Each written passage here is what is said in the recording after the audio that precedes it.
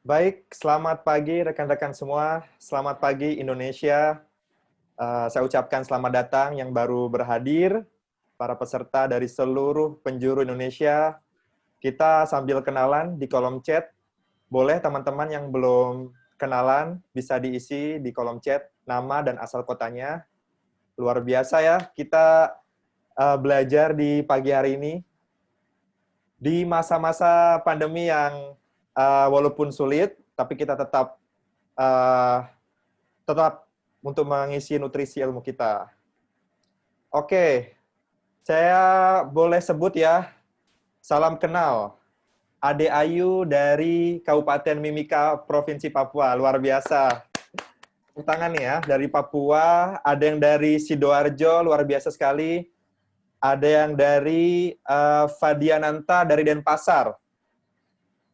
Terus ada Eva dari Samarinda, Kalimantan Timur. Oke, dari pulau-pulau besar hadir semua ya. Ada yang dari Padang, dari Alan Lasena. Oke. Dari Mbak Aulia Niken, dari Gresik, Jawa Timur. Luar biasa. Ada dari Banjarmasin. Oke. Wah, sudah nyiapin pertanyaannya nih. Kayaknya udah belajar dari semalam ya. Oke, Fadil, terus oke, dan rekan-rekan semuanya dari seluruh penjuru kota di Indonesia. Saya ucapkan sekali lagi selamat datang di webinar Kuliah Go yang kedua.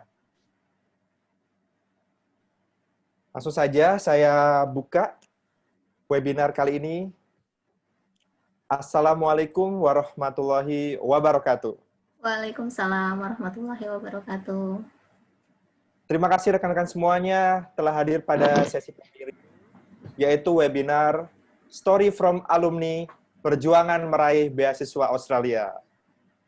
Dan saya yakin teman-teman semua di sini pasti dong sudah nggak sabar, sudah menunggu jauh-jauh hari untuk mendengarkan langsung dari pengalaman penerima beasiswa Australia Award. Sebelum itu, saya akan membacakan rundown pada sesi pagi hari ini. Boleh next. Saya akan membacakan peraturannya buat rekan-rekan semuanya. Tentunya kelas akan dipandu oleh saya sendiri sebagai host yang bertugas. Dan selanjutnya, selama pemaparan materi, rekan-rekan semua harus mematikan mikrofon ya.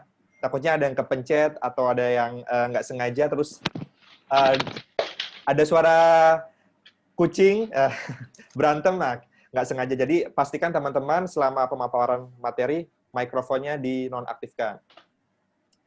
Kemudian, peserta diminta untuk berpartisipasi aktif nih dalam sesi tanya-jawab dengan memberikan pertanyaan melalui kolom chat. Dan rekan-rekan juga punya kesempatan nanti di saat sesi diskusi pertanyaan, rekan-rekan bisa menyalakan mikrofonnya dan bisa bertanya langsung kepada narasumber kita pada sesi hari ini. Jadi diminta keaktifannya ya, teman-teman semuanya ya. Bisa mungkin tanya, bagaimana nih tips dan triknya bisa lolos seleksi interviewnya, atau bagaimana selama masa kuliah di Australia, tips and triknya deh pokoknya. Jadi teman-teman siapin pertanyaan terbaiknya ya. Kemudian apabila ada hal-hal teknis yang terjadi di luar problemnya, bisa tanya ke admin melalui grup WhatsApp atau langsung post di kolom chat di bawah ini. Next. Ya, rundown pada sesi pagi hari ini adalah pemateri sudah masuk semua di Zoom, terus tentunya pembukaan acara oleh saya, dan yang kita tunggu-tunggu adalah pemaparan materi oleh Kakak Surya Wulandani. Karena saya ada request nih, panggilannya kakak. Kakak ya. Oke. Kemudian selanjutnya dilanjutkan oleh tanya jawab, dan rekan-rekan semuanya nanti bisa mengisi feedback, dilanjutkan dengan closing. Oke. Selanjutnya kita akan memberitahu nih pada teman-teman semuanya apa sih itu Kuliah Go dan semangat apa sih yang dibawa oleh Kuliah Go ini ya. Baik, seperti yang sudah terlihat rekan-rekan semua, Kuliah Go adalah platform informasi study excursion serta mentoring beasiswa kuliah di luar negeri. Jadi, melalui platform Kuliah Go ini, rekan-rekan semua bisa mengakses ratusan informasi beasiswa, baik di dalam maupun di luar negeri. Kemudian, kita juga akan ada program bimbingan eksklusif, persiapan ujian bahasa asing seperti IELTS, TOEFL, dan kita akan bekerja sama dengan penyelenggara ofisial tes IELTS dan TOEFL yang resmi. Selanjutnya, kita juga bekerja sama untuk konselor pendidikan luar negeri sampai mendapatkan LOA, dan juga ada mentoring aplikasi beasiswa, langsung dari para awardee di berbagai penjuru dunia yang mendapatkan beasiswa, baik itu LPDP, Chevening, AAS, dan berbagai macam beasiswa lainnya. Dan tentunya ini yang menarik, kita juga akan membuat program kalau Corona sudah sudah selesai, sudah rampung, mudah-mudahan kita udah nggak sabar lagi mau traveling ke luar negeri, kita akan mengadakan program study excursion, mengunjungi negara langsung dan kita belajar di kampus itu serta bisa jalan-jalan, refreshing di negara yang kita mau kunjungi. Dengan Kuliah Go, pesan semangatnya adalah saya bisa study abroad. Dan kalau impian ini sudah terwujud, kita kuliah ke luar negeri dan jangan lupa untuk kembali membangun negeri. Itu semangat Kuliah Go teman-teman semuanya. Baik, next. Nah, sudah masuk di acara inti nih rekan-rekan semuanya. Pastinya rekan-rekan semua sudah nggak sabar ya. Namun sebelumnya saya akan membacakan dulu profil singkat tentang narasumber kita, yaitu Kakak Surya Wulandani, yang saat ini adalah sebagai ASN di Kementerian Keuangan Republik Indonesia. Beliau menyelesaikan Master of Accounting di Monash University, Australia, dimulai dari tahun 2016 dan selesai di 2017. Dan menyelesaikan S1-nya di Universitas Sumatera Utara. Medan ya, Kakak ya? Medan ya, benar. Mungkin peserta di sini ada yang berasal dari Medan, boleh sebutkan namanya, asalnya nih. Ada perwakilan Medan yang luar biasa. Tentu saja di sesi pada pagi hari ini kita akan membahas tentang perjuangan Kakak Wulan, bagaimana meraih beasiswa AAS, serta tips dan triknya nih. Sebentar lagi kan ini ya, kita masih menunggu yang belum jelas sampai kapan seleksi interviewnya dari Joint Selection Team. Namun sebelum saya masuk ke materi Kakak Wulan, saya ingin mengajak teman-teman mengisi polling terlebih dahulu. Kita akan launching pollingnya. Baik, silakan teman-teman diisi terlebih dahulu pollingnya. Apakah teman-teman sedang menunggu email dari Joint Selection Test dari Australia Award? Pastinya yang sudah mengikuti proses seleksi administrasi AAS tahun ini lagi menunggu-nunggu ya. Pasti perasaan mood-nya udah campur aduk nih. Kapan ya? Gitu. Dan lain-lain sebagainya nih. Oleh karena itu, sesi hari ini kita mau dengar langsung nih dari Kakak Wulan sebagai alumni. Boleh, silakan teman-teman yang belum mengisi pollingnya, kita tunggu sampai 30 detik lagi.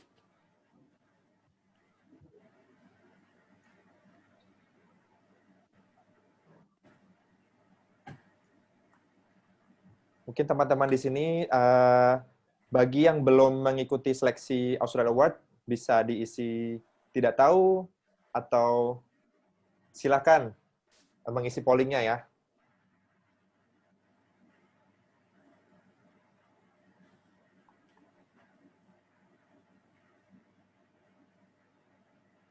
Oke, 10 detik lagi.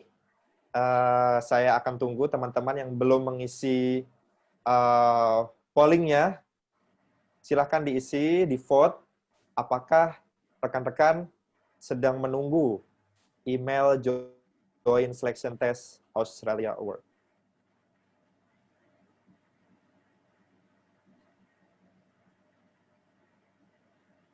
Caranya mudah, cukup klik yes atau tidak. Nanti teman-teman bisa melihat hasil pollingnya. Oke, saya akan tutup. 3, 2, 1. Ya, inilah hasilnya. Jadi kurang lebih ada 44% dari peserta yang hadir pada pagi hari ini sedang menunggu dan sisanya tidak. Mungkin ada yang masih belum tahu ya, AAS itu beasiswa apa. Jadi ini sesi yang sangat bermanfaat sekali buat rekan-rekan untuk mengetahui lebih lanjut. Baik, acara yang ditunggu-tunggu sudah masuki waktunya, oleh karena itu tak perlu panjang lebar. Kakak Wulan, kami persilahkan. Oke, terima kasih Alfian. Suara saya terdengar dengan jelas ya? Ya. Oke, terima kasih. Assalamualaikum warahmatullahi wabarakatuh. Bismillahirrahmanirrahim. Waalaikumsalam warahmatullahi wabarakatuh. Pertama, perkenalkan, tadi sudah diperkenalkan oleh Alfian, nama saya Surya Wulandani, nama panggilannya Wulan, sekarang bertugas di Direktorat Jenderal Pajak, tepatnya di Direktorat Penegakan Hukum. Tadi ada yang nanya tuh, Kak Wulan dari mana? Gitu. Saya dari Direktorat Penegakan Hukum. Mungkin kalau ada yang ingin nanti bertanya-tanya tentang AAS, bisa kontak ke saya. Jadi ini intinya sih mau sharing-sharing aja, karena mungkin ada beberapa yang belum tahu AAS, atau sudah ada yang tahu AAS dan sekarang lagi menunggu pengumuman istilahnya surat cinta ya, surat panggilan untuk mengikuti tes interview. Jadi mau sedikit revisi tuh Vian, JST itu Joint Selection Team. Jadi satu tim yang ditugaskan oleh Australia Awards Indonesia untuk melakukan interview terhadap para shortlisted kandidat. Oke, lanjut ke slide, bisa langsung share.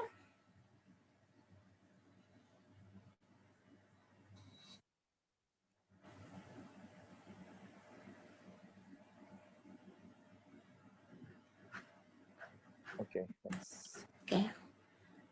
Nah, ini judulnya Kilas Balik Perjuangan. Jadi saya mulai dari foto saya waktu wisuda. Jadi kalau Australia Awards Scholarship itu ada semacam wisuda untuk para penerima beasiswa yang diadakan langsung oleh pemerintah Australia.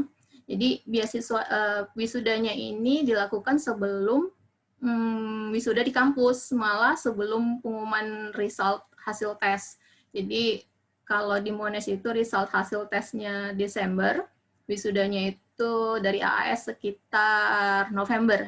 Jadi mereka sudah yakin kalau kita bakal lulus gitu. Jadi ya mau nggak mau harus lulus di akhir semester. Oke, lanjut. Nah, ini sekilas tadi tentang saya, sudah dijelaskan oleh Alfian. Sekarang saya bekerja di Kementerian Keuangan, tepatnya di Direktorat Jenderal Pajak. Memperoleh beasiswa Australia AAS di 2015 dan menyelesaikan studi di 2017 dari Monash University. Agenda kita hari ini dibagi di dalam 4 bagian. Slide saya dalam bahasa Inggris, tapi saya akan menjelaskan dalam bahasa Indonesia karena lebih mudah untuk menjelaskan, karena ini terkait dengan interview. Jadi fokusnya nanti sih lebih banyak ke interview. Saya akan menjelaskan lebih banyak tentang interview. Jadi di bagian pertama itu sedikit paparan tentang overview perjalanan saya untuk memperoleh beasiswa AAS. Kemudian kita akan masuk ke poin inti, yaitu interview, pengalaman saya waktu interview dengan Joint Selection Team, dan juga beberapa tips yang bisa saya kasih ke teman-teman yang memang sekarang sedang menunggu pemanggilan untuk mengikuti wawancara oleh GST. Kemudian akan saya lanjutkan dengan sedikit gambaran tentang bagaimana sih kehidupan pelajar yang mengambil kuliah di luar negeri. Dan sesi terakhir akan kita tutup dengan sesi question and answer. Tapi saya lebih suka untuk menggunakan istilah sharing. Jadi nanti teman-teman yang lain ingin sharing juga dipersilakan. Oke, next. Ya.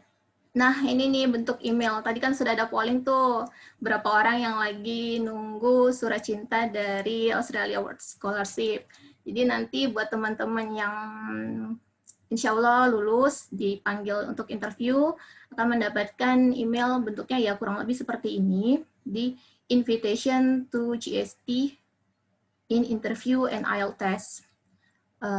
Jadi dia akan menjelaskan bahwasannya kita lolos di proposal yang sudah kita submit di aplikasi Oasis.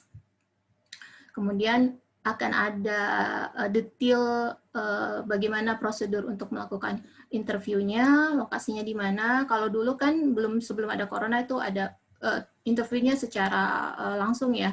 Cuman kalau tahun ini setahu saya akan dilaksanakan secara online. Jadi sedikit berbeda ini untuk yang pertama kali untuk online. Nanti bentuk emailnya seperti ini. Buat teman-teman yang sedang menunggu, saya doakan semoga bisa dapat email seperti ini. Namun jika masih belum, ya tetap semangat. Mungkin bisa memperoleh di beasiswa yang lainnya. Oke, next. Nah, ini milestone saya. Jadi sebelum mendapatkan beasiswa AS itu, saya sudah 2 kali gagal untuk memperoleh beasiswa dari sumber lain. Kalau Kementerian Keuangan sendiri ada banyak tawaran untuk beasiswa, jadi ada berbagai macam tawaran, ada dari World Bank, kemudian ada dari Spirit itu Spirit World Bank, kemudian dari LPDP juga. Nah, di 2012 dan 2013 itu saya 2 kali gagal untuk di seleksi awal malahan. Di seleksi awal itu masih seleksi tes potensi akademik dan juga tes bahasa Inggris untuk beasiswa Spirit. Nah, setelah 2 kali gagal itu, saya coba berubah haluan tuh. Jadi, apa sih beasiswa lainnya yang mungkin bisa saya coba? Waktu itu ada banyak sih, cuman saya tertarik dengan Australia Awards. Kenapa? Karena ada beberapa teman saya yang memang sudah lolos beasiswa Australia Awards. Jadi menurut saya bisa berkonsultasi ke mereka terkait dengan proposal saya juga dengan bagaimana sih nanti kehidupan di sana. Jadi saya merasa saya nggak sendirian nih kalau misalnya saya mendaftar ke. Saya rasa saya bisa minta masukan dari banyak teman saya yang memang sudah di Australia Awards. Jadi setelah pengumuman kegagalan di 2013, itu sekitar bulan mungkin Juni, kalau saya tidak salah, saya langsung fokus mengalihkan ke persiapan bahasa Inggris untuk memenuhi syarat tes TOEFL. Jadi selama 2013 pertengahan sampai dengan 2014 akhir, saya fokus ke persiapan untuk TOEFL dan juga mempersiapkan segala keperluan untuk berkas-berkasnya. Jadi kalau di instansi kita kalau dulu ya, sebelum memasukkan proposal ke Australia Awards Indonesia melalui Oasis, kita ada seleksi internal. Dan di situ ada beberapa dokumen yang memang harus dipersiapkan. Jadi benar-benar harus well prepare. Tapi kalau untuk sekarang sih, dia hanya beberapa dokumen yang harus disiapkan dan sudah tidak ada lagi syarat tes internal. Jadi setidaknya lebih mudah kalau untuk sekarang. Jika lolos dokumen tuh udah bisa langsung masukin proposal ke Australia Awards Indonesia-nya. Pengumuman AS itu sendiri kalau di 2014 awal, tuh melamar AS, dan pengumuman untuk dipanggil interview itu sekitar November, jadi lama. Jadi dia 11 bulan, lebih lama dari sekarang yang kalian. Jadi harap bersabar memang. Apalagi sekarang ditambah pandemik ya, jadi mungkin apa yang direncanakan awalnya di Agustus, sekarang mundur ke September, dan malah sekarang sampai Oktober juga belum lagi, itu belum ada pengumuman juga.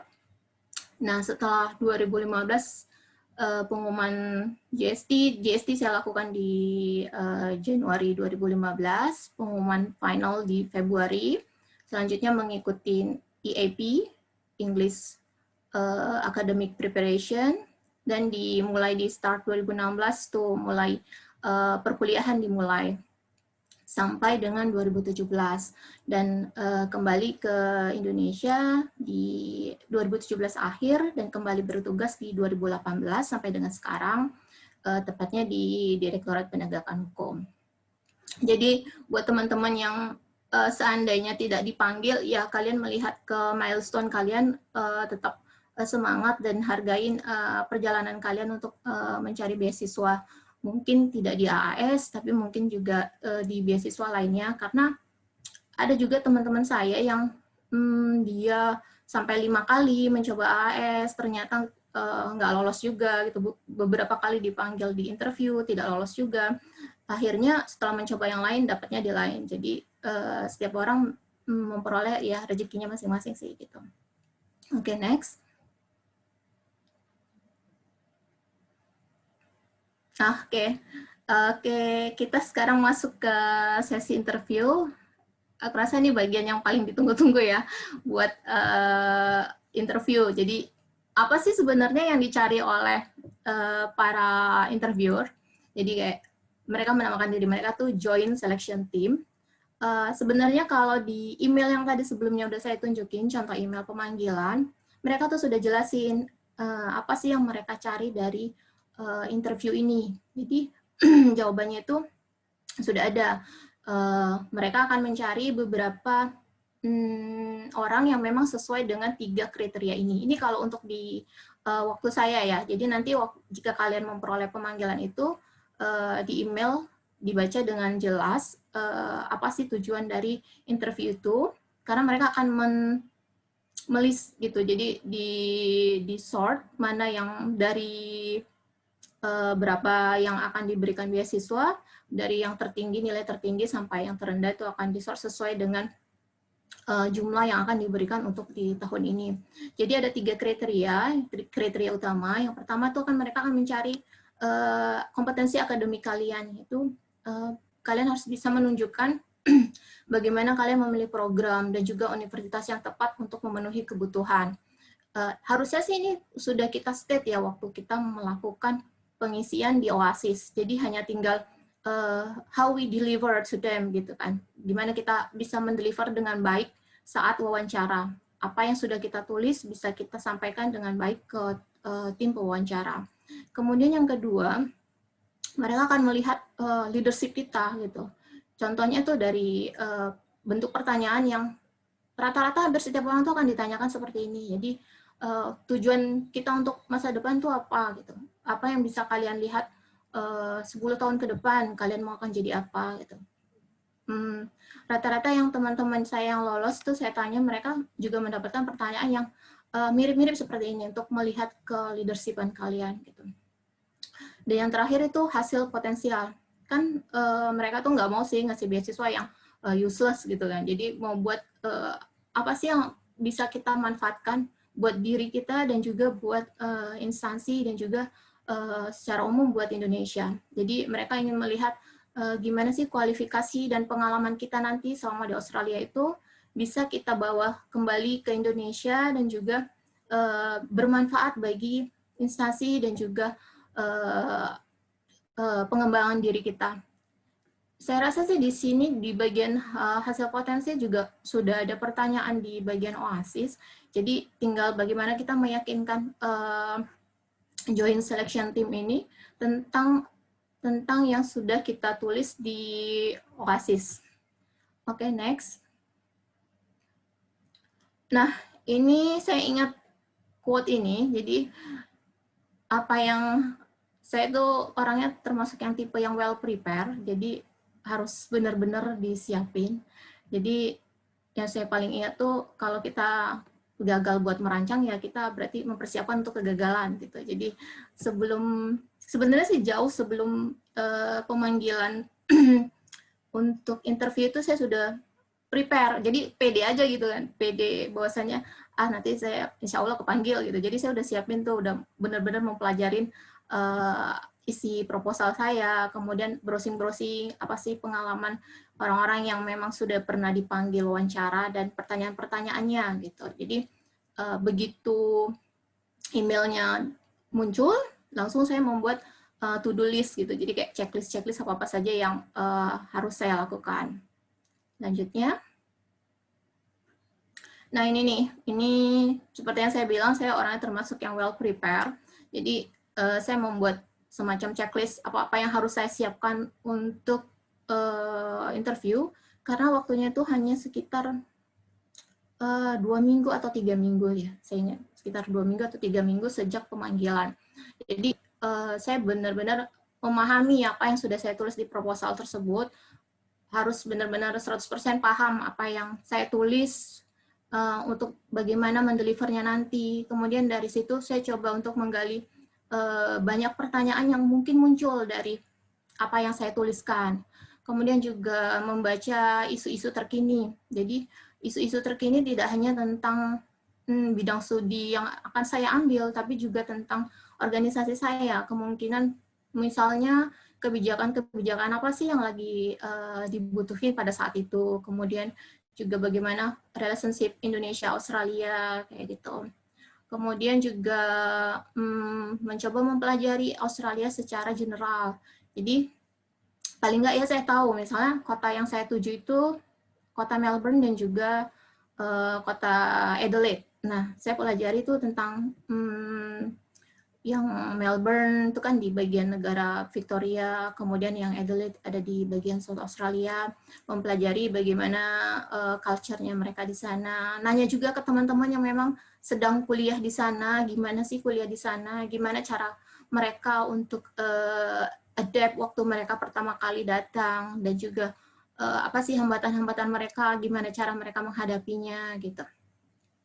Kemudian yang paling penting itu walaupun kita membuat beberapa list pertanyaan,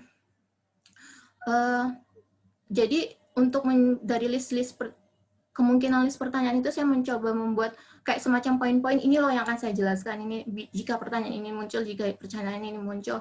Namun tidak menghafalkan jawaban itu, karena saya menghindari terlihat kaku gitu kalau kita menghafal apa yang sudah kita persiapkan, jadi kayak kelihatannya nanti kaku dan nggak luas di depan pewawancara. Jadi saya waktu itu minta bantuan salah satu teman, jadi sering praktis. Jadi saya kasih ke dia tuh, ini loh kemungkinan pertanyaan yang bakal muncul, coba dong tolong kamu tanya gitu kan. Kalau untuk bentuk pertanyaannya biasanya saya ketik, sudah saya ketik, nanti dia tinggal baca doang gitu. Terus saya coba praktis di depan dia. Setiap praktis ya jawabannya, cara mendelivernya itu mungkin beda-beda, tapi intinya sih tetap sama gitu. Kemudian juga saya mencoba untuk banyak membaca untuk meningkatkan kosakata terkait dengan studi dan juga subjek dan juga spesifikasi kuliah yang menarik waktu saya melamar, dan juga tentang terkait pekerjaan. Contohnya waktu itu saya tuh tertarik dengan mata kuliah forensik accounting.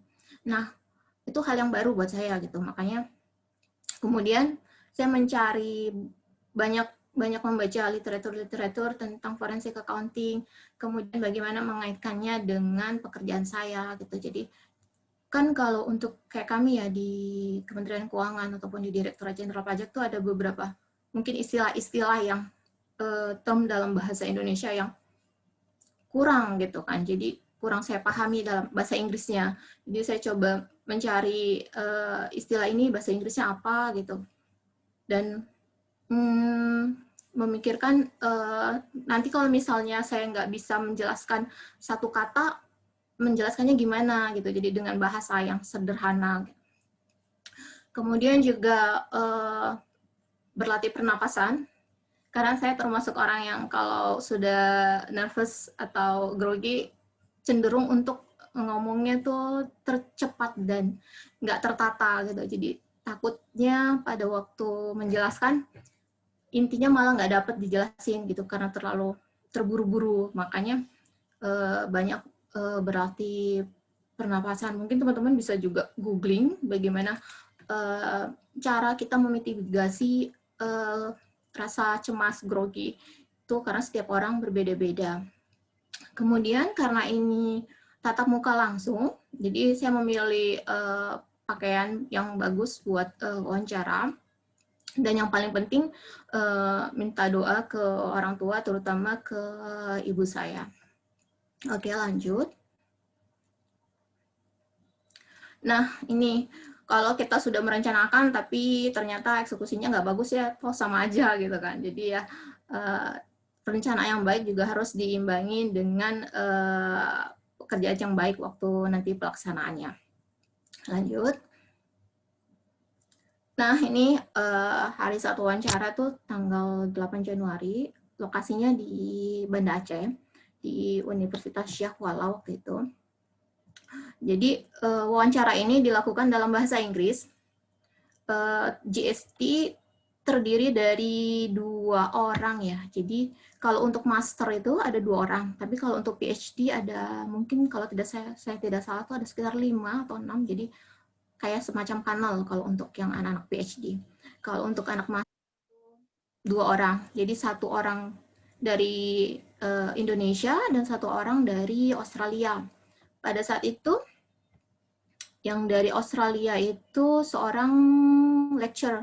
Jadi dia dosen di salah satu kampus di Universitas Tasmania. Dan kebetulan bidangnya bukan bidang accounting. Jadi pada saat briefing tuh dijelasin tuh kan, dijelasin oleh panitianya, mereka jelasin ini orangnya didatangin di depan kita gitu. Jadi semacam perkenalan secara umum. Dijelasin background-nya apa. Nah, dari situ sih pada saat masa briefing itu kita coba cari background-nya mereka.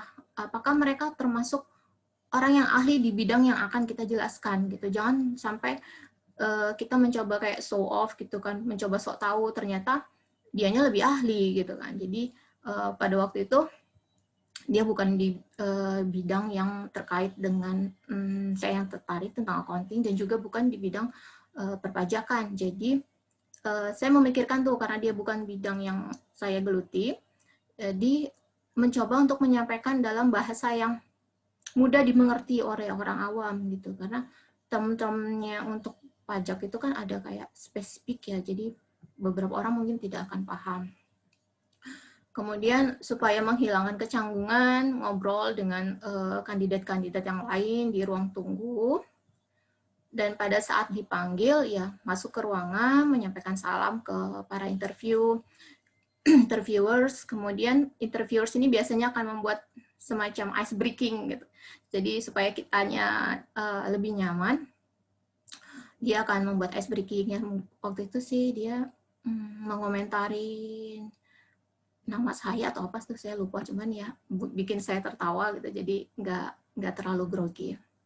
Nah, ini beberapa list pertanyaan yang waktu itu saya ingat ditanya oleh mereka. Pertanyaan standar. Jadi yang pertama itu, why are you choose this course and why Monash, katanya gitu kan. Waktu itu saya jelasin lebih ke spesifik mata kuliah yang ada di Master of Accounting. Jadi saya jelasin keunggulan-keunggulan Monash itu, ini loh, ini ada mata kuliah forensic accounting, kemudian ada mata kuliah auditing yang memang saat itu sesuai dengan background pekerjaan saya gitu. Dan saya mengaitkan dengan nanti ke depannya DJP ini akan begini-begini gitu, akan membuat suatu program atau apa gitu yang akan berguna gitu. Nah, kemudian dia juga bertanya, kenapa harus di Australia gitu, kenapa nggak di sini? Di sini juga kan banyak kampus, kayak misalnya UI, UGM, atau yang lain-lain, itu juga toh accounting-nya juga nggak kalah gitu kan. Nah, itu tinggal kepiawaian kita untuk meyakinkan mereka bahwasanya, iya memang di sini juga ada kampus-kampus yang dengan mata kuliah yang kita cari. Namun kita bisa berfokus ke mungkin cara delivery-nya para lecturer gitu kan, itu kan berbeda gitu cara pengajaran di Indo dengan pengajaran di OSI itu sangat-sangat berbeda, dan itu bisa menjadi salah satu aspek untuk pengembangan diri kita gitu. Itu poin untuk penjelasannya. Kemudian juga dari kalau bisa membandingkan dengan mata kuliahnya. Jadi mata kuliahnya apa gitu yang spesifik di OSI yang ternyata nggak ada di sini gitu. Jadi itu bisa kita jelaskan. Slide yang sebelumnya, Alfian, ini belum masuk. Itu untuk yang ini. Kemudian pertanyaan yang tadi standar untuk melihat leadership-nya itu. How do you see yourself 10 years from now gitu kan. Nah, kalau untuk ASN itu kan rata-rata standar ya jawabannya gitu. Jadi kayak waktu itu sih ada 2 orang yang memang sama-sama dari instansi saya, jadi kebetulan kami background-nya sama-sama di pajak. Dia lebih dulu masuk, dia ditanya pertanyaan yang sama, kemudian dia ditanya, kamu bagaimana nanti 10 tahun, kamu melihat dirimu di posisi apa gitu. Kita standar dong, karena kita kan memang jenjang karirnya tuh di sekarang level saya segini gitu.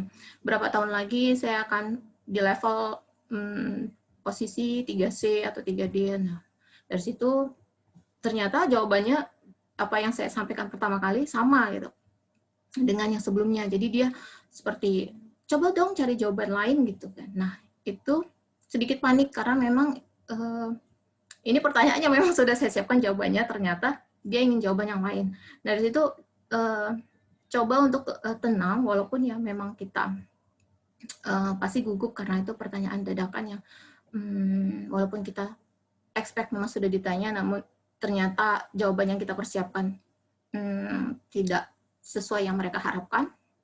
Mencoba untuk memikirkan jawaban yang lainnya. Jadi pada saat itu saya jawab, ya walaupun sama ada sesuatu yang beda gitu. Kayak misalnya sekarang nih saya begini-gini, nanti ke depannya saya jelaskan tentang di Direktorat Jenderal Pajak tuh ada banyak direktorat lainnya gitu. Ada saya jelasin dengan bahasa yang memang mereka mencoba mudah untuk dipahami. Nah, dari situ nanti setelah kembali saya akan ditempatkan mungkin di direktorat ini, ilmu saya bermanfaat di situ untuk pengambilan kebijakan atau untuk ya memberikan manfaat untuk instansi saya gitu. Jadi mencoba memberikan jawaban yang berbeda. Kemudian pertanyaan standar tentang pekerjaan, terkait pekerjaan dan juga tantangan-tantangan yang muncul waktu melakukan pekerjaan tersebut. Kemudian tentang impact subjek yang akan kita ambil ke organisasi. Dan pertanyaan-pertanyaan lain di luar dari proposal kita yang sudah kita tulis di Oasis, contohnya tentang bagaimana kita akan coping waktu nanti adjustment time pertama kali datang tuh dengan culture-nya dan juga dengan beberapa perbedaan lainnya, perbedaan musim ataupun mungkin perbedaan selera makanan dan lain sebagainya, atau mungkin dengan jika membawa keluarga dan sebagainya. Dan yang terakhir, jika sudah selesai dan diberikan kesempatan untuk bertanya, sebaiknya benar-benar dimanfaatkan, memberikan pertanyaan, dan dari pertanyaan yang kita sampaikan itu sebaiknya sih fokus ke pengembangan diri. Waktu itu saya ingat tanya, saya sudah baca di di unit guide-nya di Monash University. Di situ banyak sekali dijelaskan tentang kesempatan-kesempatan untuk mengikuti students club dan kegiatan-kegiatan lain di luar kegiatan akademik. Nah, dari situ saya ingin menunjukkan bahwasanya tuh saya sudah prepare gitu kan, sudah ada kemauan untuk mencari informasi dulu gitu. Nah, tapi ada informasi yang nggak saya dapat nih gitu kan. Saya ingin tahu sih, ada nggak sih kesempatan untuk student foreign gitu kan, student asing, untuk mengikuti kegiatan semacam internship atau magang di instansi pemerintah. Nah, khususnya saya tertarik di Badan Perpajakannya Australia gitu. Waktu itu saya tanya seperti itu. Dia jawab sih, kemungkinan sih tidak ada katanya gitu. Tapi ya paling nggak saya menunjukkan keinginan saya untuk membuat suatu kayak networking gitu, networking Indonesia dan Australia, dan belajar dari sistem perpajakan di sana untuk diterapkan nanti ke Indonesia gitu. Oke, lanjut.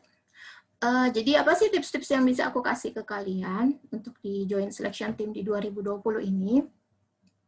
Yang pertama, karena ini kan tahunnya modalnya sekarang ini ya, online ya. Jadi pastikanlah ya 100% kalian punya internet connection yang bagus gitu. Ini juga yang saya bicarakan dengan Alfian kemarin sebelum acara. Semoga internet hari ini berjalan lancar gitu. Karena ini sangat mendukung kesuksesan kalian semua gitu kan. Jadi jangan sampai ada yang ya putus-putus ataupun nge-lag atau segala macam. Takutnya nanti apa yang kalian sampaikan tuh tidak akan terdeliver dengan baik. Kemudian ya percaya diri, kemudian juga mencoba untuk relax, dan tadi seperti yang sudah saya jelaskan, jangan mencoba untuk menghafal jawaban, dan jangan mencoba untuk menjadi orang lain. Contohnya kayak kita kan tahu tuh banyak sekali di internet tuh blog-blog yang berserakan tentang how to deal with any question, dan yang paling terkenal tuh kan Pak Made Andi ya, dia tuh terkenal banget dengan banyak tips-tipsnya terkait dengan proposal, juga terkait dengan wawancara gitu. Jadi mencobalah untuk menjadi dirimu sendiri, dan jangan walaupun ya kita membaca, tapi jangan mengingat dengan detail jawaban mereka. Karena ada sih yang sampai diselentik, bukan angkatan saya sih, tapi saya dengar cerita dari orang. Ada yang sampai interviewernya tuh berkomentar, jangan menjadi si A gitu kan. Karena kan dia sudah banyak pengalamannya untuk mewawancara anak-anak yang shortlisted gitu. Jadi mungkin dia ingat tahun sebelumnya gitu ada yang jawabannya mirip dengan orang ini gitu. Jadi ya itu salah satu tipsnya. Kemudian juga tips yang ketiga, kalian harus benar-benar memahami isi proposal yang sudah kalian tulis di OASIS, karena itu kan hasil pemikiran kalian, tinggal bagaimana kalian mendelivernya itu dengan baik.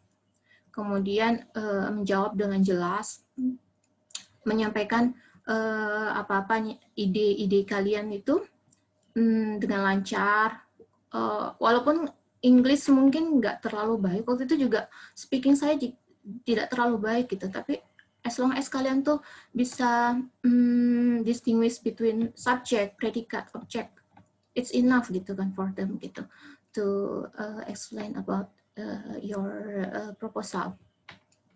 Dan dalam mendeliver proposal kalian itu tunjukkan poin-poin yang memang mereka ingin cari, yaitu leadership, kemudian juga tingkat akademik kalian.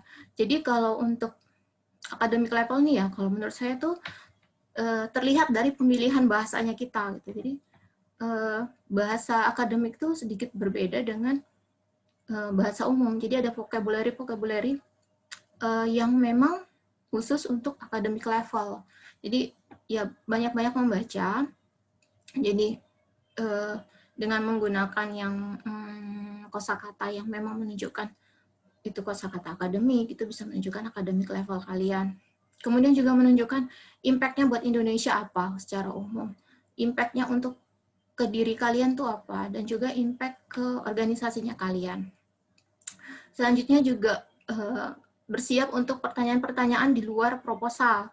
Ya kayak masalah keluarga, mungkin nanti kalian akan membawa keluarga, anak, istri, itu gimana kalian nanti membagi waktu. Kemudian juga tentang perbedaan budaya, tentang selera makanan, kemudian perbedaan bahasa. Jadi intinya sih menunjukkan ke para pewawancara bahwasanya tuh kita bisa survive di sana gitu. Kita bisa menyelesaikan studi sesuai dengan waktu yang sudah diberikan, yaitu 2 tahun. Dan berlatih interview dengan teman. Tuh, kalau misalnya ada teman bisa berlatih. Dan jangan lupa banyak berdoa. Ya, semoga dilancarkan semuanya. Oke, itu tips-tips dari saya. Nanti lebih lanjut bisa langsung di sesi tanya jawab atau apa. Lanjut, Rian. Nah ini, jadi setelah JST di bulan Januari, sekitar sebulan kemudian tuh pengumuman, jadi di 7 Februari 2015. Setelah pengumuman ini, ada banyak dokumen yang harus kita persiapkan, jadi kontrak dengan Australia Awards Indonesia, kemudian juga kesediaan kita untuk mengikuti English Academic Preparation. Kemudian kalau kita bekerja sebagai ASN tuh akan ada dokumen namanya release statement, jadi kesediaan pimpinan untuk melepaskan bawahannya ini untuk secara full mengikuti kegiatan sebelum keberangkatan.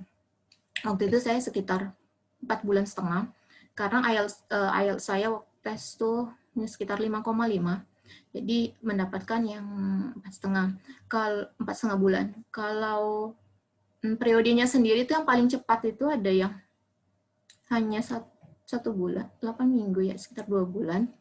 Kemudian juga ada yang 4,5 bulan, dan yang paling lama ada yang 6 bulan dan ada yang 9 bulan. Itu periode EAP-nya tergantung dari tes IELTS kita pada saat JST. Jadi waktu tes terakhir itu selain interview, kita akan mengikuti tes IELTS. Jadi tes IELTS ini sebagai poin pendukung kita untuk masuk ke kelas yang mana nantinya gitu, ke kelas yang mana untuk EAP gitu. Nah, sisanya sih nanti tinggal persiapan untuk keberangkatan gitu di Aussie-nya. Lanjut. Nah, ini masuk ke students life-nya di Aussie gimana. Jadi saya jelasin beberapa fakta yang akan kita hadapi kalau memang kita sudah memutuskan untuk kuliah di Aussie. Next, Ian. Jadi ini ekspektasi saya tuh waktu lulus, wah senang banget nih lulus gitu kan, bisa bebas tugas dari pekerjaan kantor, kemudian merasakan kehidupan baru di Aussie. Nanti setiap pas Desember tuh pulang, karena kan kalau Australia Award ada reunion free airfare, jadi dikasih jatah 1 tiket pesawat PP di bulan Desember. Biasanya kita pakai di bulan summer holiday. Itu bayangan saya. Kemudian nanti Februari balik lagi untuk semester ketiga, dan Desember 2017 tamat, balik lagi gitu ya. Jadi harapannya sih mulus-mulus saja gitu. Ternyata next ya, Vian. Ternyata jalannya sangat berliku ya. Jadi reality is bites gitu ya. Realitinya begitulah. Jadi masa-masa awal tuh kalau di Australia Awards itu ada namanya Introductory Academic Preparation. Jadi ini mirip-mirip sih dengan EAP yang sudah dilaksanakan waktu itu di Pusat Bahasa IELF, itu yang join dengan Australia Awards Indonesia. Mata kuliahnya sama, jadi semacam pengenalan bagaimana kita bersiap untuk masuk ke kehidupan akademik, bagaimana cara menulis akademik, kemudian bagaimana present something in English, terus juga debate gitu. Itu yang di EIP itu dipelajari. Itu waktunya sekitar 2 minggu. Nah, yang saya amati kalau di Monash itu IAP-nya gabung untuk seluruh students baru. Jadi mau AAS atau non AAS itu gabung pelaksanaannya. Namun kalau di kampus Unimelt, kalau AAS sendiri. Jadi IAP untuk anak AAS itu terpisah dengan IAP-nya anak-anak non AAS. Jadi lebih eksklusif sih kalau mereka. Kemungkinan juga karena lebih banyak students-nya di yang AAS di Unimelt. Itu sepengetahuan saya sih.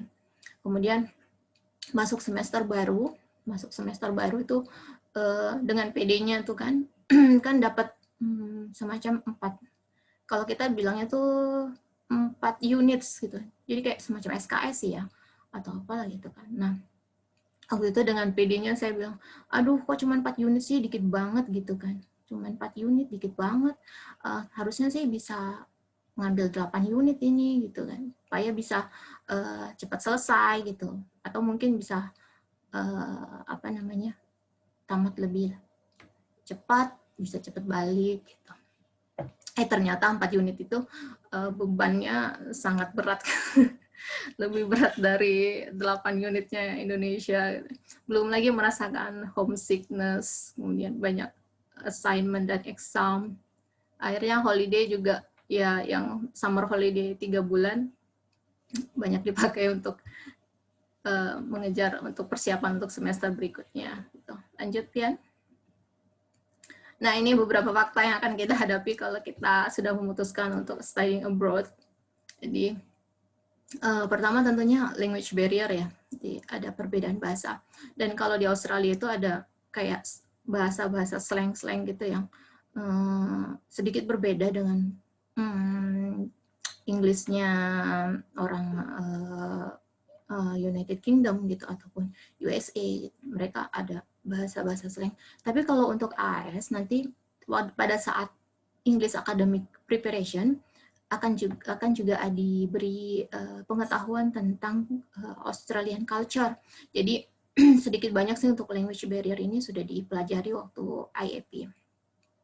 Kemudian juga merasakan homesick bagi anak-anak yang single, tidak membawa keluarga gitu kan, sendiri di sana. Tentunya akan kangen keluarga. Kemudian juga culture shock, ada beberapa perbedaan budaya. Tapi paling nggak sih kita sudah disiapkan dengan persiapan yang baik gitu. Jadi sudah diberi pemahaman bahwasanya tuh nanti kalian akan begini gitu. Ada memang pelajaran khusus kalau pada saat masa English Academic Preparation di ILFF. Kemudian assignment.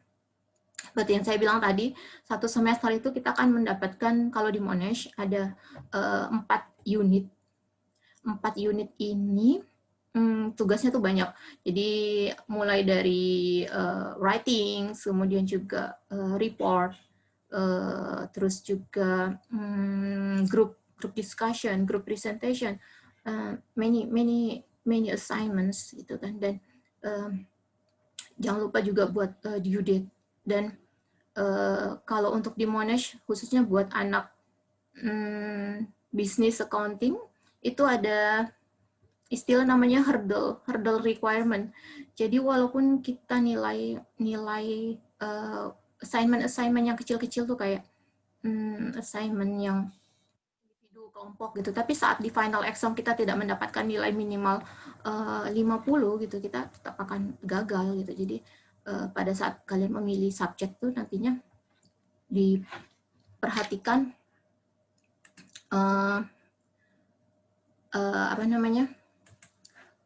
requirement-nya, apakah ada semacam ketentuan khusus atau hidden requirement atau something like that. Next slide, Vian. Oh, putus ya? Halo, Vian. Ini ada beberapa pertanyaannya, sudah banyak pertanyaannya.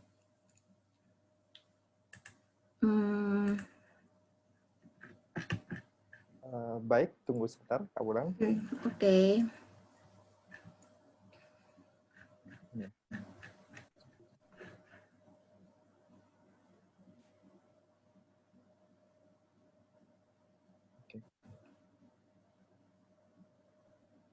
Sudah kelihatan ya, Kak Wulan? Belum.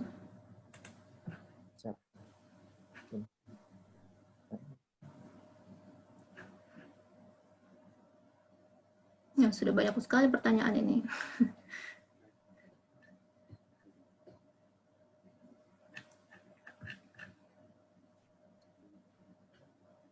Oke. Ya. Ya, terima kasih Pian. Nah, ini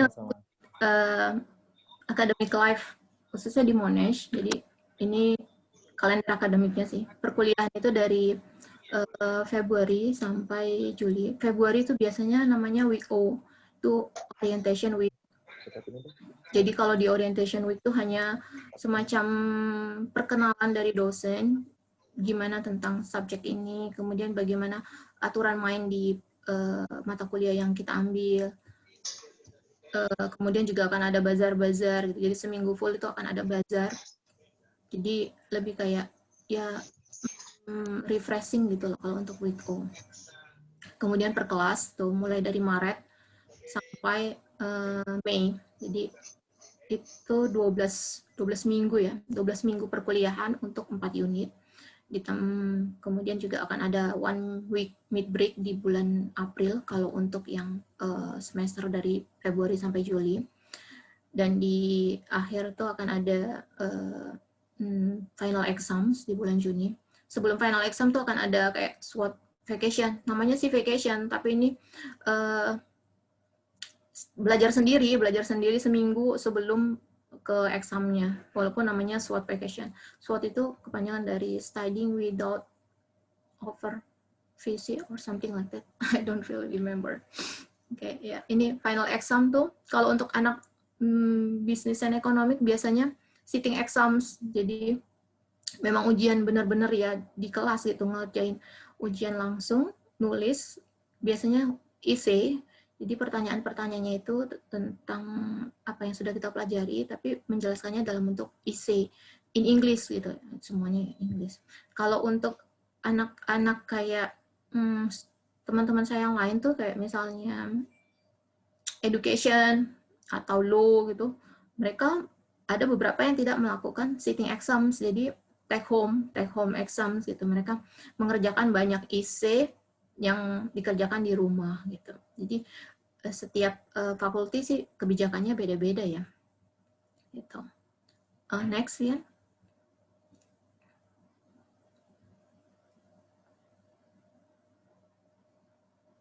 Nah, ini yang tadi saya bilang 4 unit course di 12 weeks class lecture tuh akan ada banyak isi assignment, baik itu grup atau individual.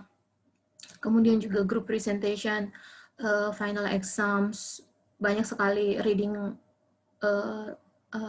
journal or reading any literature to your essay. Kemudian juga akan ada practical class for specific studies. Kalau di saya itu practical class-nya tentang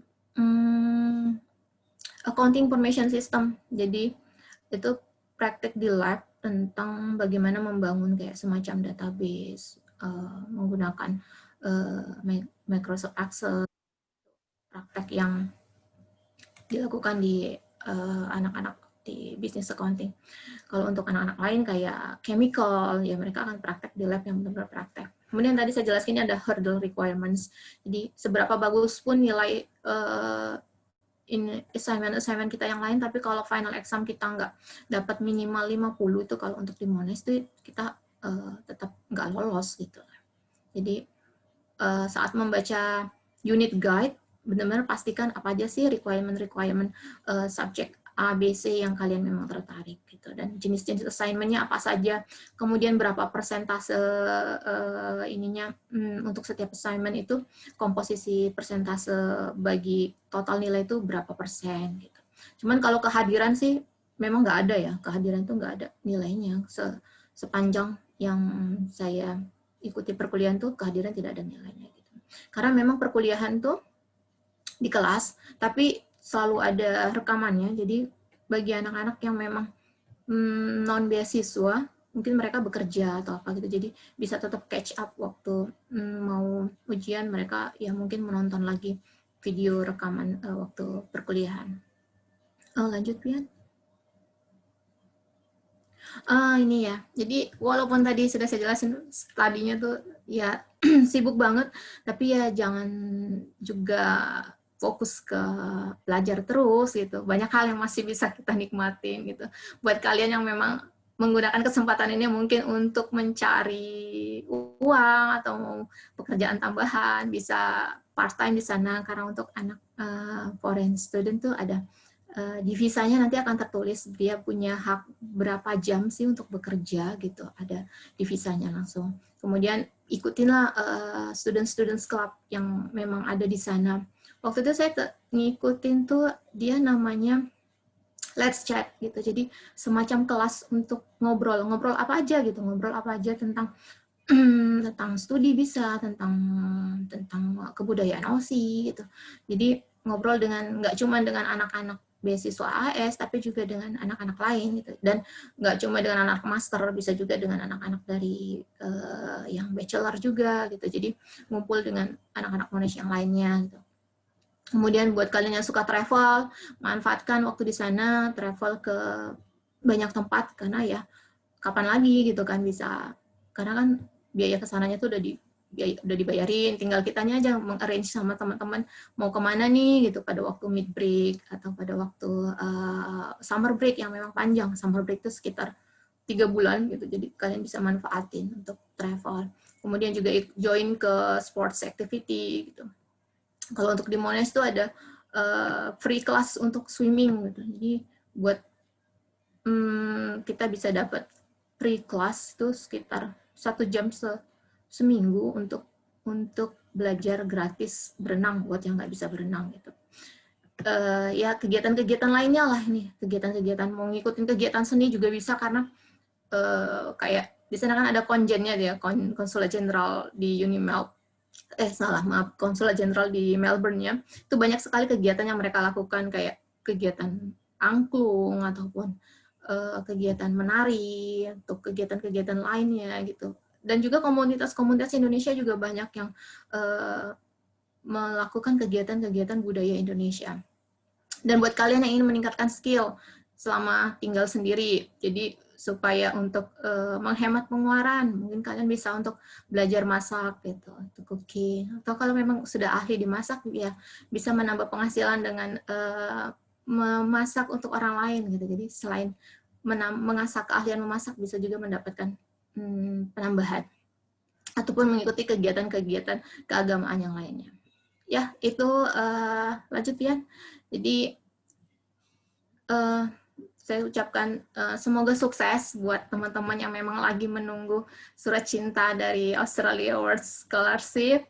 Jadi scholarship itu cuma jalan buat kalian untuk menikmati ya perjalanan kalian sendiri. Tergantung bagaimana kalian benar-benar memaksimalkan kesempatan ini gitu. Ya, jadi next.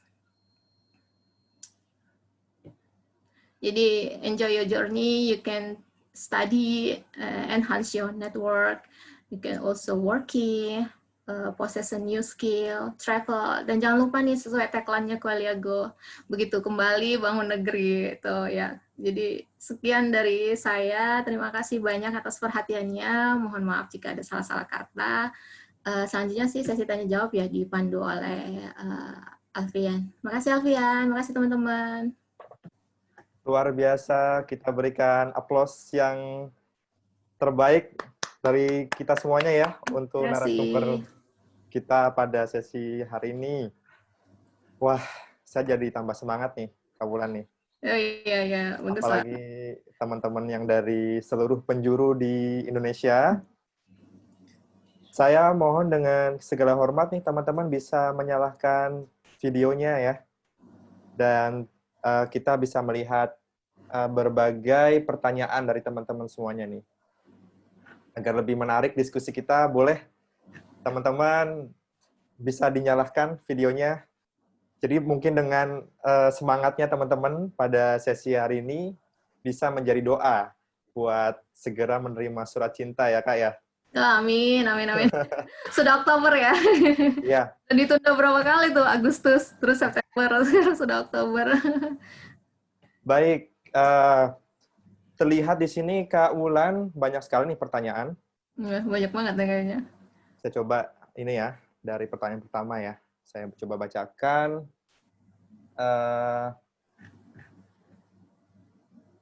Dari Banjarmasin, Fadil. Any tips for the interview part of the GST process? What should we do or what topic should we research prior to the interview? Okay, thank you, Fadil. About this question, I think I have already mentioned in my slide. I gave you several tips about the topic, mostly focus on your proposal that you already write on your OASIS. So focus on that. And you have also to prepare about something else like I already mentioned about the culture maybe. So that's the topic that you should prepare. Okay, that's all, Fian. Oke, answer the question, Fadil. Mungkin biar lebih menarik ya, pertanyaan selanjutnya saya persilakan langsung nih. Boleh, yang mau nanya langsung. Memperkenalkan namanya dan asal kotanya. Oke, saya persilakan kepada Eva. Silakan bisa bertanya langsung kepada narasumber kita, Kak Wulan. Halo, Eva. Apakah sudah bisa menyalakan mikrofonnya?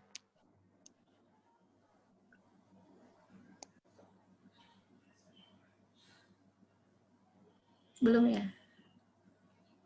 Belum ini ya? Baik, kalau gitu saya bacakan aja ya. Nanti dipersilahkan buat teman-teman yang sudah menulis pertanyaan di kolom chat, disilahkan untuk menyalakan video dan mikrofonnya langsung. Oke, dari Eva, berapa persen tingkat kelulusan AAS bagi mereka yang masih fresh graduate, Kak? Karena katanya AAS itu diperuntukkan bagi mereka yang sudah bekerja atau yang sedang bekerja. Apakah pengalaman organisasi saja bisa menjadi pertimbangan bagi AAS? Tolong pencerahannya, Kak. Terima kasih Eva. Eva yang dari Samarinda tadi ya. Iya sih, kebanyakan tuh kalau untuk di AAS itu memang diperuntukannya bagi, dia istilahnya sih targeted ya, targeted and non-targeted. Jadi ada kuota untuk memang yang ditargetkan tuh contohnya kayak ya kementerian-kementerian ataupun lembaga, kemudian juga beberapa provinsi khusus seperti Aceh atau Papua itu yang termasuk yang kategori targeted. Namun juga tidak menutup kemungkinan untuk yang non-targeted. Jadi kuotanya memang lebih kecil untuk yang non-targeted. Tapi kalau untuk fresh grade, kebanyakan memang AS ini dicari yang memang sudah memiliki pengalaman gitu. Jadi untuk yang non targeted pun tetap dilihat nilai-nilai pengalamannya gitu.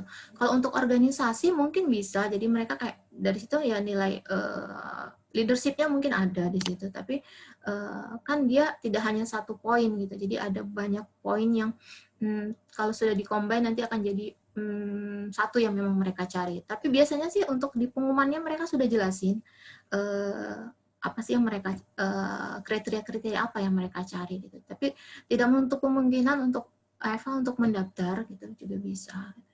Tapi saya tidak bisa mengatakan persentase kelulusannya karena saya bukan bagian dari ini, bukan bagian dari joint selection team gitu. Jadi ya, tapi tidak menutup kemungkinan sih untuk mencoba mendaftar. Cuman kebanyakan dari pengalaman saya kalau dia di sana, anak-anak fresh grade itu banyaknya dapat dari LPDP malah gitu. Jadi anak-anak LPDP itu yang banyak anak-anak fresh graduate gitu. Jadi kebanyakan mereka tamat S1, S2 gitu. Banyaknya dari LPDP. Mungkin kalau ingin mencoba yang lain juga LPDP juga bisa gitu. Coba aja selagi ada kesempatan, coba aja mana yang memang kalian inginkan gitu dan sesuai kebutuhan juga gitu. Tuh, semoga menjawab ya Eva. Suaranya Vian belum muncul, Vian. Terima kasih pertanyaannya dari Eva. Silahkan Mas Hendiga yang mau menyalakan mic-nya. Hendiga. Saya nih. Halo, Halo Hendiga, apa kabar? Baik, alhamdulillah. Alhamdulillah. Sebelumnya terima kasih atas kesempatannya dan penjelasannya. Saya mau tanya tadi tentang EAP, tadi English Academic Preparation ya. Nah, itu di situ ketika kan tadi dikelompokkan berdasarkan nilai IELTS. Berarti kan di situ tujuannya untuk menaikkan nilai IELTS ya, Kak? Iya, benar. Nah, apa sih yang terjadi kalau nilai IELTS kita itu nggak meningkat? Apakah AAS beasiswa kita dicabut atau seperti apa gitu, Kak? Itu aja sih, terima kasih. Terima kasih Hendiga. Jadi sepanjang pengalaman, kalau untuk pada saat EAP, tujuan mereka memang untuk menaikkan level Inggris kita sesuai dengan requirement dari kampus gitu. Jadi kalau misalnya saya yaitu 6,5 gitu kan. Itu pokoknya target masuk syarat untuk LOE-nya itu sudah tercapai gitu. Kalau untuk anak low mungkin lebih tinggi 7 gitu. Nah, jadi pressure yang diberikan dari AAS itu kepada para pengajar. Jadi mereka harus benar-benar bisa membuat si anak ini, si calon awardee ini, untuk memperoleh nilai IELTS sesuai dengan kebutuhan kampusnya. Nah, pengalaman saya waktu itu, dia akan melakukan semacam IELTS setiap minggu. Jadi akan ada progress setiap minggu tuh akan ada tes IELTS preparation buat para studentsnya gitu untuk memantau tingkat perkembangan, kemudian juga memantau lemahnya si calon ini di mana gitu. Nah, sepanjang saya sih belum ada yang tidak mencukupin syarat dari universitas gitu. Tapi mereka mengatakan kalau di saat akhir IEP itu kan nanti akan ada satu kali IELTS test yang benar-benar memang IELTS test gitu kan. Kalau yang sebelum-sebelumnya kan hanya preparation doang, tapi dibuat semacam IELTS beneran gitu. Di benar-benar speaking dan segala macam gitu. Jadi kita akan tahu kayak prediksi skor kita tuh di level berapa sih, mana yang harus kita tingkatkan gitu. Jadi waktu angkatan saya, kebetulan di kelas saya juga itu ada memang yang kita kurang bagus di beberapa aspek, misalnya di reading. Saya lemahnya di reading dan juga di writing gitu. Nah, teachernya ini yang akan benar-benar berfokus untuk meningkatkan sesuai kebutuhan anak gitu. Jadi mereka akan memberikan tambahan pelajaran gitu. Mungkin 1 jam setelah pelajaran memang jadwal yang resmi itu mereka akan memberikan tambahan pelajaran supaya si anak ini bisa mencapai target.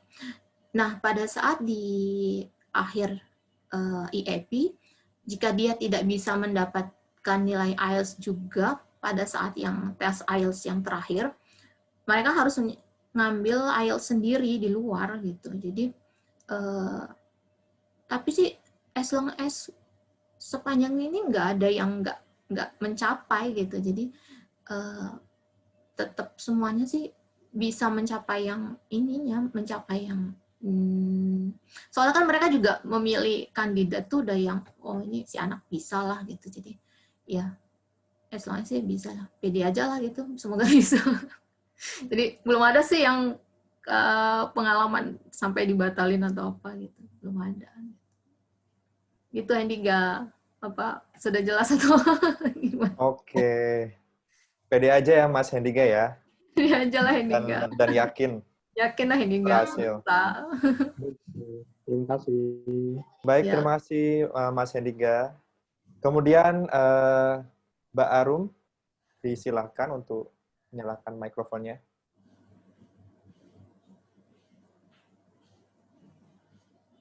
Apakah sudah connect, Arum?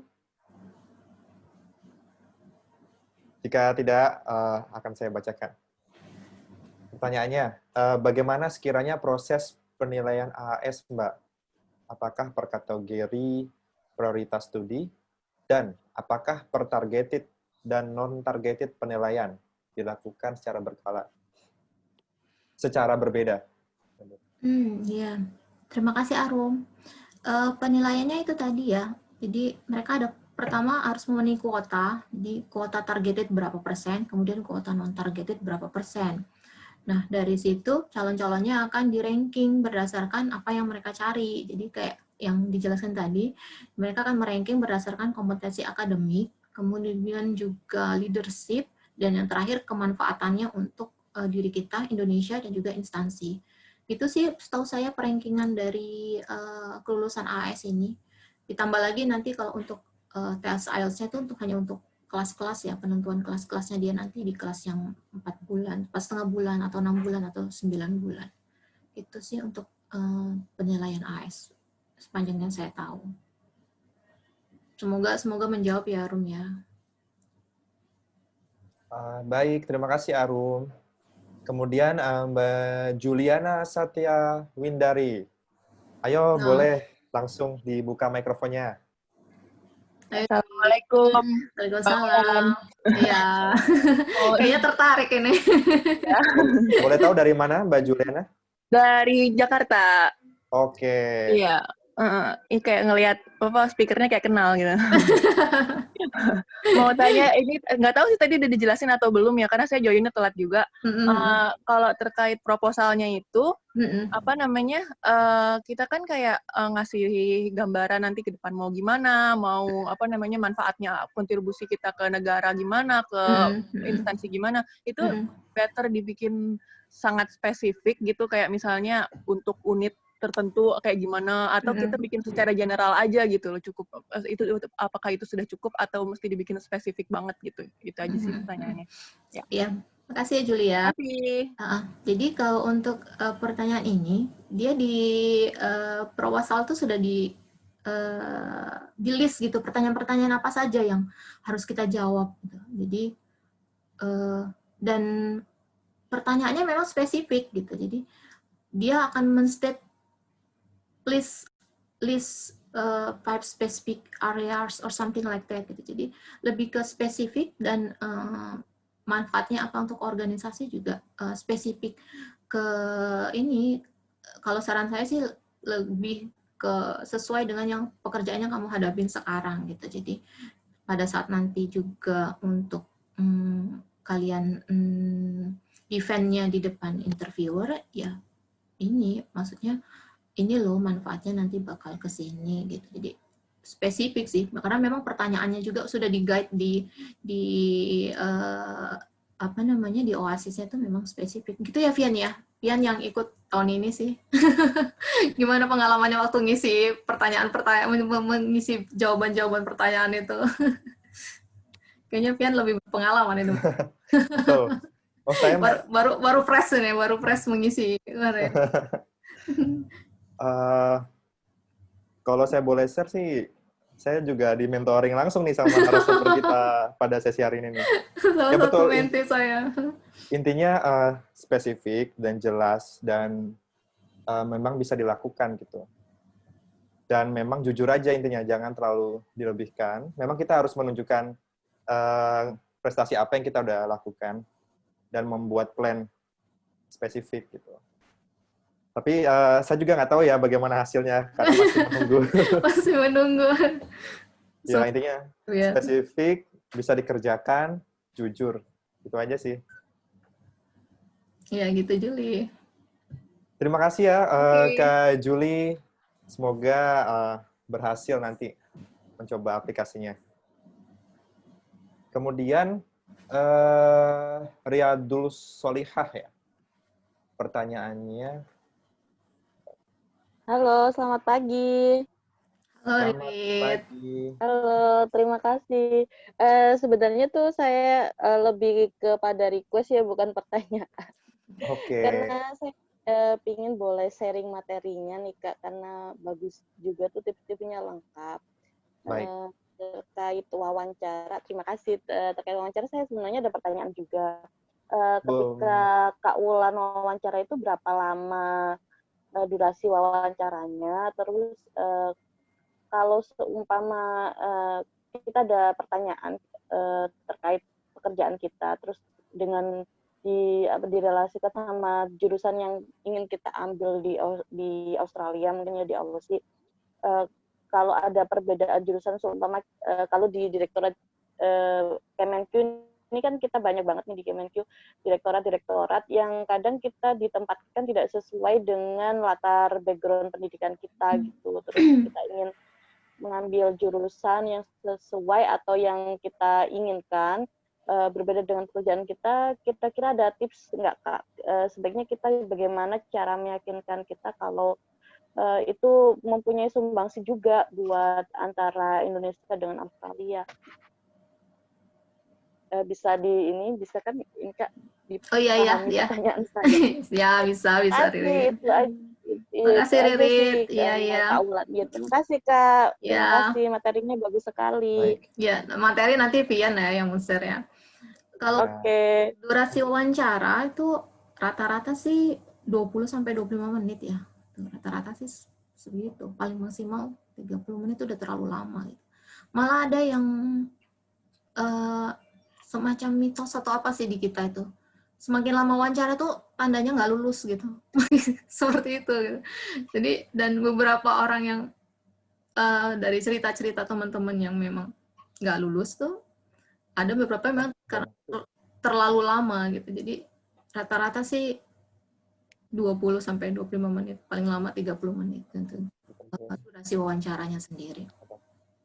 Kemudian untuk kalau nggak nge-link ya, ada sih memang beberapa yang nggak nge-link gitu.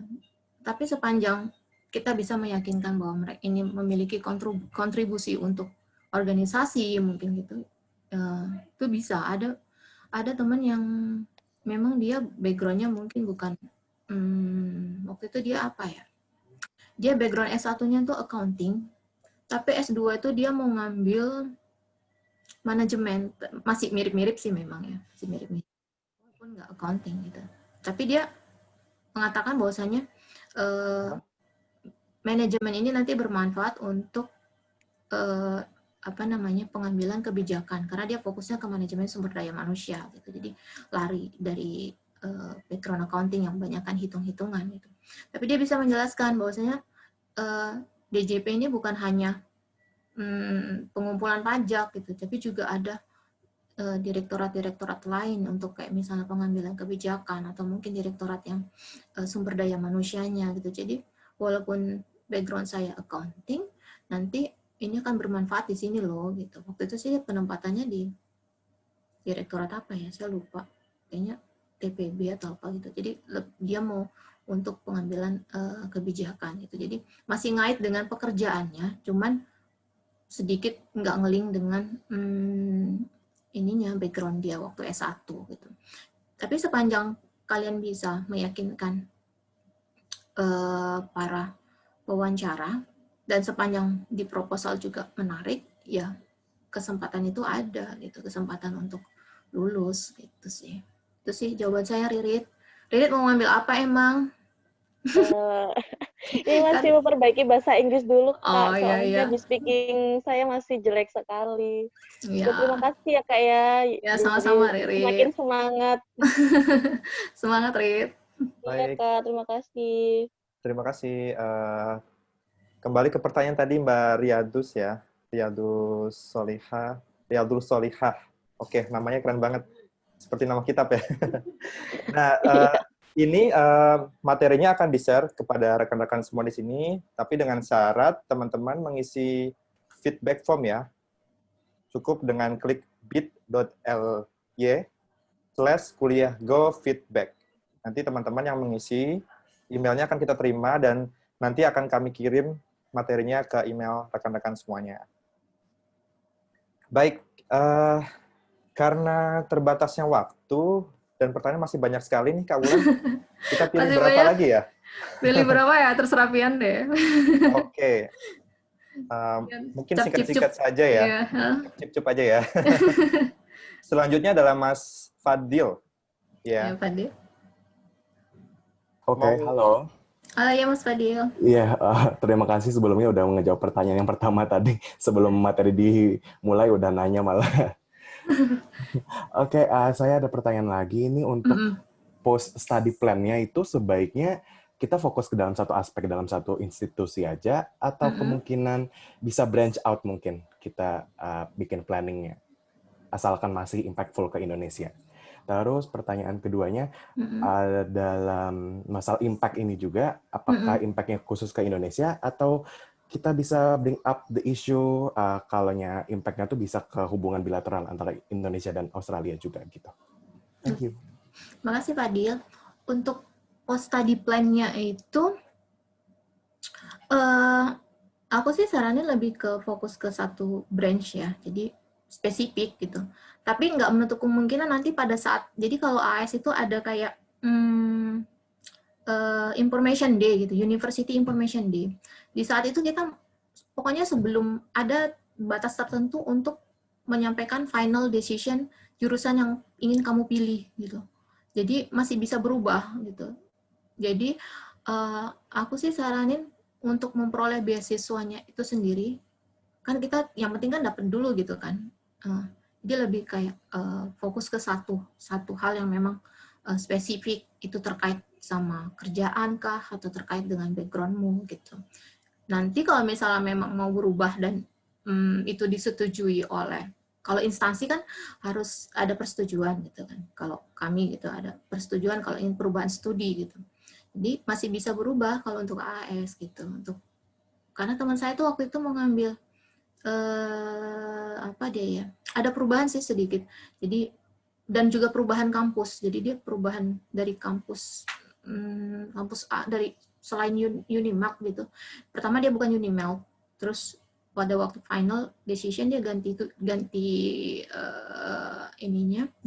studinya apa gitu, master of apa gitu. Kemudian kampusnya juga berubah gitu. Kemudian pertanyaan kedua tadi apa ya? Saya lupa. Pertanyaan keduanya tadi apa ya? Sebentar. Yang soal kemungkinan impact-nya tuh bukan ke Indonesia aja, sama bilateral kita mungkin. Kemungkinan impact-nya ya. Kalau impact-nya bisa sih kalau memang untuk bilateral gitu. Tapi mereka sih fokusnya pertanyaan-pertanyaan itu ada saat di proposalnya itu nanti pertanyaannya impact-nya ke Indonesia apa. Tapi mungkin kalau misalnya kamu ambil subjek studinya yang kayak international relationship atau apa gitu ya bisa juga kalau ingin mengaitkan ke sana gitu. Jadi larikan ke networking antara Indonesia dan Australia gitu. Tapi lebih banyak sih fokus ke Indonesianya gitu. Mereka ngambil manfaatnya untuk Australia sih lebih ke hubungan jangka panjangnya gitu. Jadi kayak anak AS ini kan nanti alumninya tuh mungkin kayak misalnya kayak mantan wakil presiden kita dulu ya. Itu kan salah satu alumni gitu kan. Jadi lebih ke situ sih mereka melihat manfaatnya kalau menurut saya. Gitu. Oke, thank you Mbak Wulan. Iya, sama-sama Fadil. Oke, terima kasih Fadil. Tinggal 2 pertanyaan lagi ya. Kita boleh nih Kak Wulan. Ada dari Banjarmasin, Kalimantan Selatan. Silakan langsung deh Ahmad Juliadi, dipersilakan.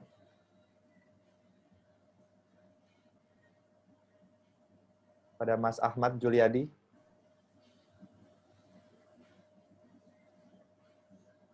Oke, kalau enggak saya akan baca aja ya, sekilas ya.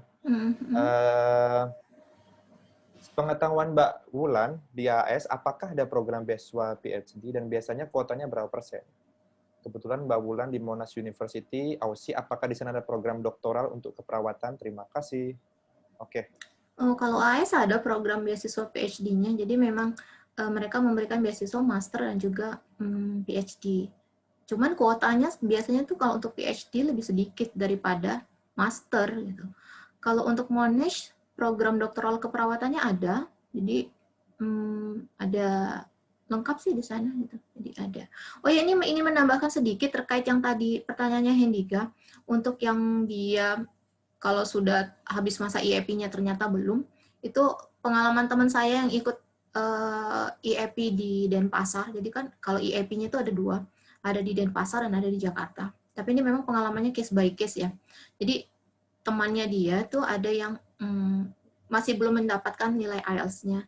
Itu dikasih waktu untuk defer gitu. Jadi defer beberapa lama dari itu kebijakannya dari Australia Awards-nya. Mereka mengasih waktu defer mungkin beberapa bulan untuk dia meningkatkan nilai IELTS-nya itu, tapi biayanya sendiri, jadi sudah tidak di-cover dengan termasuk beasiswa. Itu menambahkan untuk yang Hendika tadi. Gitu. Untuk Juliadi tadi sudah ya? Oke. Semoga menjawab Mas Juliadi dari Banjarmasin. Nah ini the lucky last nih. Elizabeth. Wah namanya jangan-jangan the Queen of... The Queen of Elizabeth, nyamar nih. Nyamar ya. Karena di Australia itu ada ini loh, Elizabeth birthday ya, Pak, Queen's birthday ya? Iya, Queen's birthday ada.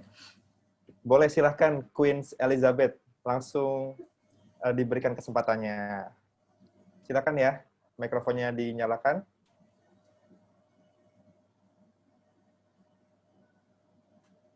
Ada di sini Mbak Elizabeth-nya. Sepertinya nggak ada ya. Atau malu-malu? Ya udah, kalau gitu saya bacakan ya. Saat ini saya sedang menunggu pengumuman AS untuk interview PACE. Izin bertanya, saat di essay saya memilih program yang agak spesifik, yaitu LLM in Energy Law.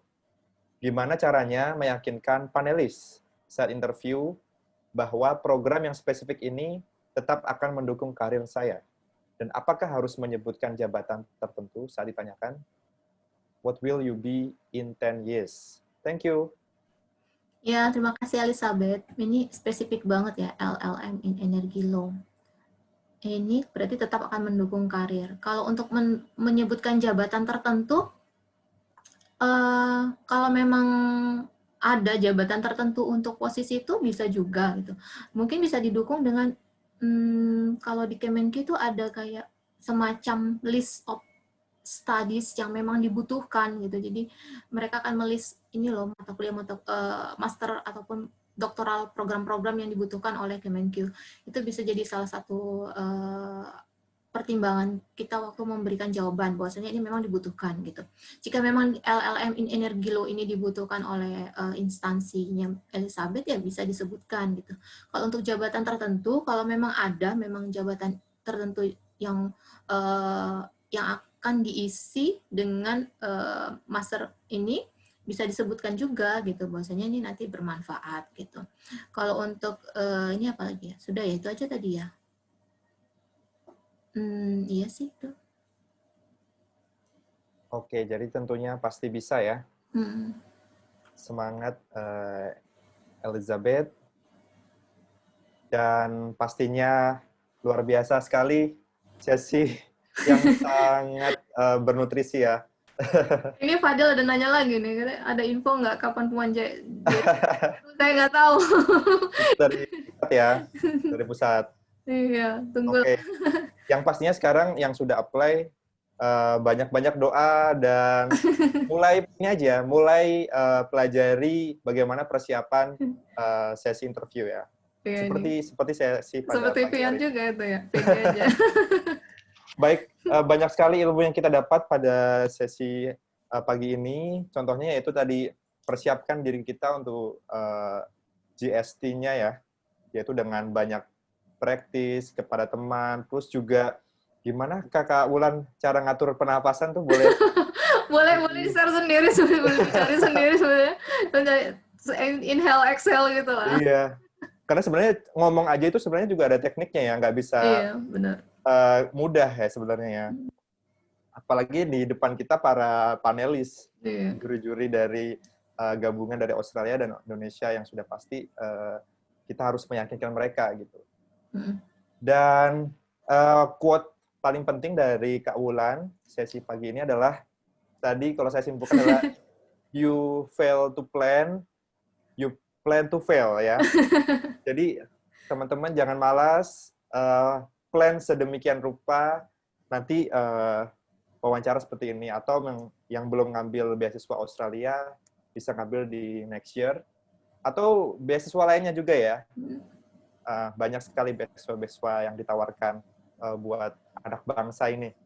Dan semoga dengan semangat kuliah gue, teman-teman semuanya tercapai impiannya kuliah ke luar negeri dan untuk kembali membangun negeri. Amin. Foto bareng dong, Fit. Amin ya rabbal alamin. Nah, sebelum closing, teman-teman sekali lagi dipersilahkan untuk mengisi feedback form-nya. Nanti kami akan kirimkan materi dari Kak Wulan yang mantul banget nih. Oke, setelah itu kita akan ada sesi foto bersama. Jadi dengan segala hormat, teman-teman boleh dibuka videonya biar kita lihat nih wajah-wajah calon penerima beasiswa Australia World. Boleh, yang masih belum dibuka silahkan dibuka videonya. Kita akan lihat bagaimana wajah-wajah calon penerima beasiswa luar negeri dan menjadi penerus bangsa ya. Mungkin di sini ada yang jadi menteri kayak Kak Wulan nih, mungkin nanti. Amin. Sri Mulyani. Ada yang dari tadi boleh nggak? Dari perwakilan Jambi, dari Papua juga boleh, dari Jakarta. Tadi banyak sekali nih perwakilan-perwakilan dari kota asal daerahnya. Itu di close aja. Silakan, saya masih tunggu. 30 detik lagi. Oke, yang masih belum membuka videonya boleh ya? Oke, kita mulai ya. 3, 2, 1. Senyumnya ya, senyumnya. Oke, sesi formal dulu. Sudah? Oke. Oke, selanjutnya sesi bebas. Boleh jempolnya atau semangatnya gimana, dan yakin bahwa sebentar lagi keterima beasiswanya, boleh. Oke, tunggu ya, hitungan 1 sampai 100. Oke. 1, 2, 3. Baik, terima kasih. Beri tepuk tangan yang meriah buat narasumber kita pada hari ini. Dan jangan lupa teman-teman follow Instagram Kuliahgo di @kuliahgo dan juga subscribe YouTube-nya Kuliahgo. Akan kita upload langsung hari ini, sesi pada hari ini. Dan pantengin terus karena akan ada update informasi beasiswa dan juga mentoring dari ORD langsung. Baik, saya ucapkan terima kasih kepada narasumber kita pada hari ini dan teman-teman semuanya, perwakilan dari berbagai daerah di seluruh penjuru Indonesia. Dan saya yakin teman-teman adalah calon-calon penerus bangsa dan semangat berkuliah ke luar negeri. Dan jangan lupa untuk kembali membangun negeri. Saya ucapkan terima kasih. Terima kasih. Wassalamualaikum warahmatullahi wabarakatuh. Waalaikumsalam warahmatullahi wabarakatuh. Makasih semuanya. Izin live ya. Terima kasih. Terima kasih.